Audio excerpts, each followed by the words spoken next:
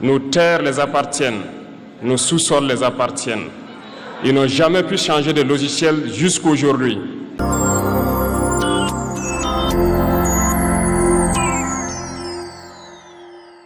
Donc au premier sommet des chefs d'État de l'AES, bonjour. C'était un immense plaisir et un honneur de nous retrouver ici aujourd'hui, une date bénie, une date mémorable. Avant tout propos, rendons grâce à Dieu qui a permis donc que ce jour soit. Nous lui disons merci pour tout ce qu'il a pu faire pour nous jusqu'à aujourd'hui et tout ce qu'il fera pour le peuple de l'AES. Permettez-moi également de rendre hommage au peuple nigérien.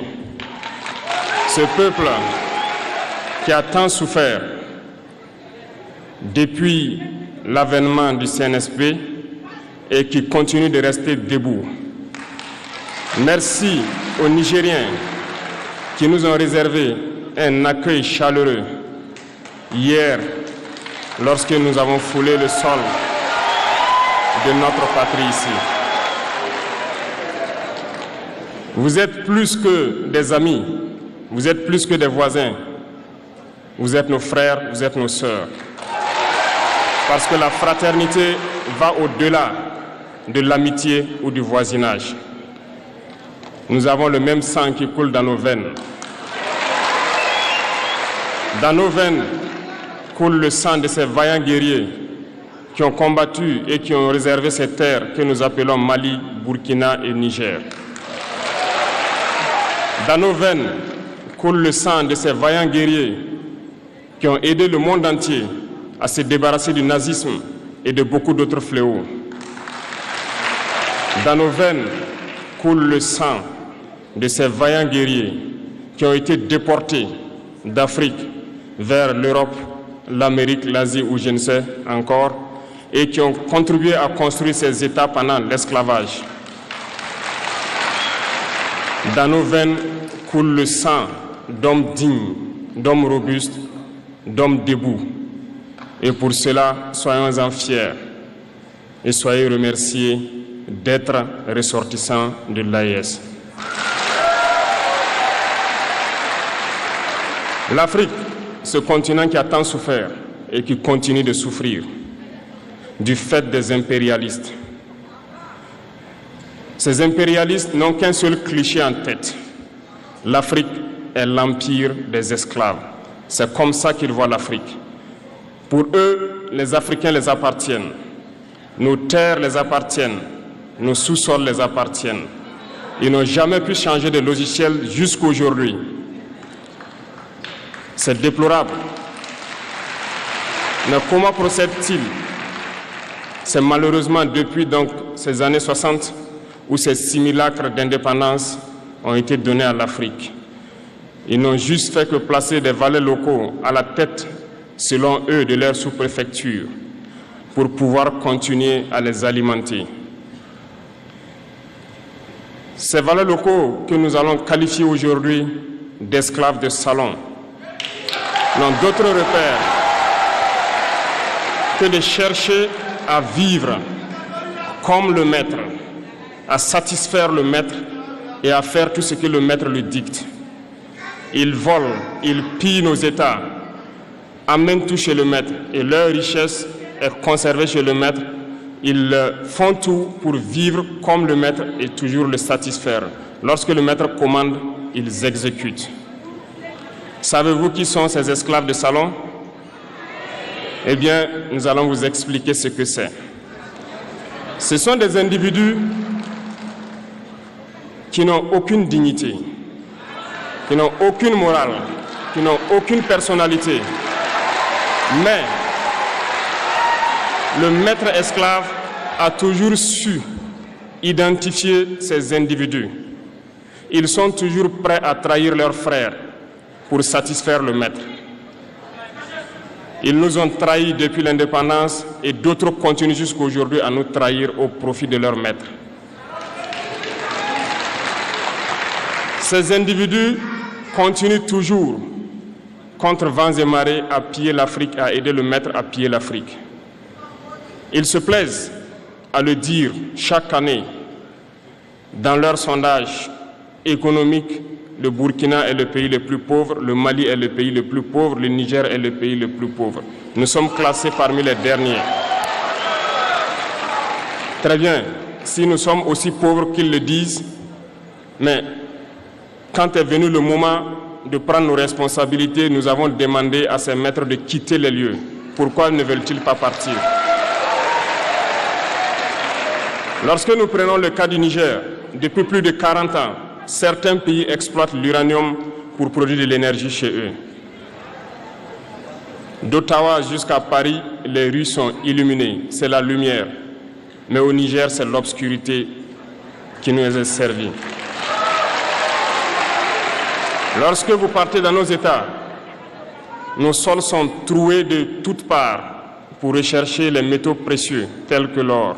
Mais souvent, il n'y a même pas la moindre route accessible pour atteindre les zones où ils exploitent l'or, encore moins certains services sociaux de base. Voilà pourquoi nous avons décidé de nous révolter et de prendre le destin de nos pays en main. Il y a bien d'autres exemples. Mais lorsque nous avons décidé ainsi, eh bien, nous avons été approchés par certains esclaves de salon pour nous passer le message de leur maître.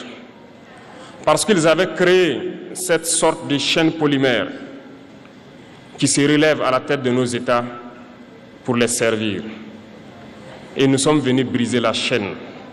Et c'est inconcevable pour eux. Ils nous ont donc approchés et ils nous ont demandé de rentrer dans les rangs pour faire partir de l'élite qui doit diriger l'Afrique, parce qu'ils ont une élite formée et formatée qui doivent suivre, qui sont incrustés dans cette chaîne-là. Nous avons refusé de rentrer dans leur rang. Et dès lors, les hostilités ont commencé. Et ils ont fait fourvoyer dans nos zones plusieurs mercenaires, des formateurs. Les agents sont descendus dans le Sahel pour espérer mener des attaques barbares, lâches contre nos populations, espérer les révolter. En plus de ces attaques sur le terrain, les attaques communicationnelles, la manipulation, la désinformation battent son plein dans leur rang. Mais les peuples du Sahel ont compris et plus jamais on ne pourra les manipuler. Ils savent d'où ils viennent, ils savent ce qu'ils font et ils savent où ils partent.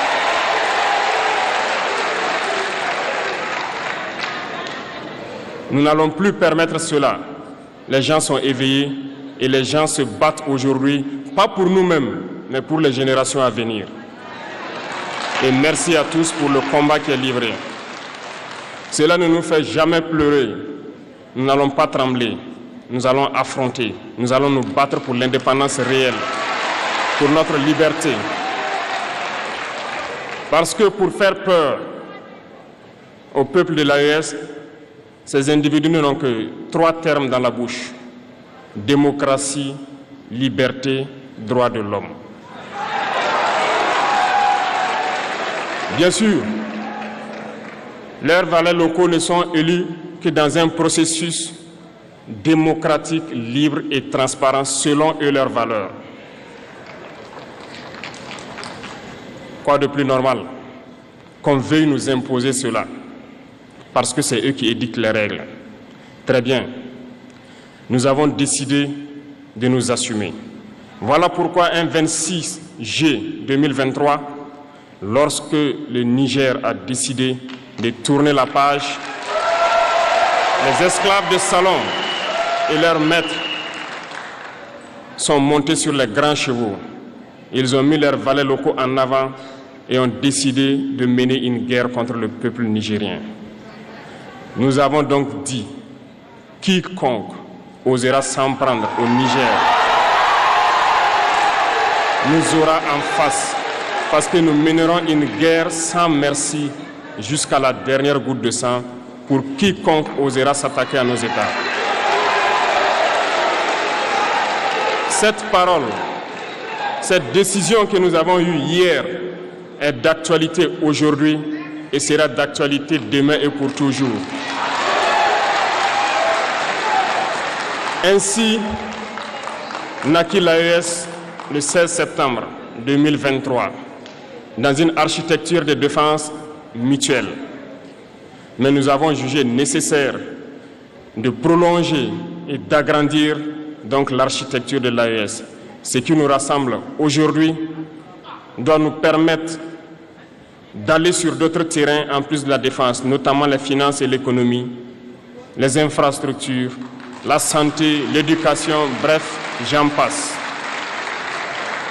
Je souhaite donc que ces moments soient pour nous une histoire que nous allons écrire pour l'AES, mais surtout pour l'Afrique et pour le monde entier. Que Dieu illumine tout un chacun de nous. Que Dieu nous inspire dans ces tâches qui nous sont confiées. Et surtout, que lorsque nous faisons tous nos travaux, que nous ayons en tête une seule chose, l'intérêt suprême de nos populations. Sur ce, nous prions encore une fois de plus, bon Dieu, qu'il nous accompagne tous dans nos différentes tâches, qu'il protège nos combattants qui, grâce à eux, nous permettent d'être assis ici et d'échanger autour de l'avenir de nos États. Soyez donc remerciés une fois de plus, peuple nigérien.